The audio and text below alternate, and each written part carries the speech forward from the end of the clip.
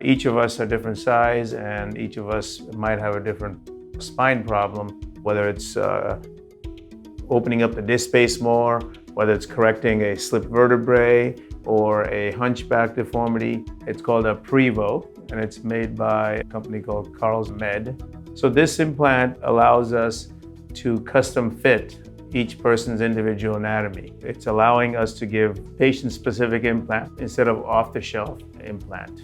We're studying each patient that we put this implant in and following them and then seeing what the results are. It is available. It's FDA-approved, so you don't need to be in part of a special FDA clinical trial. You just have to go to somebody who's using it. It is available to patients who want to try to see if a patient-specific implant is appropriate for them.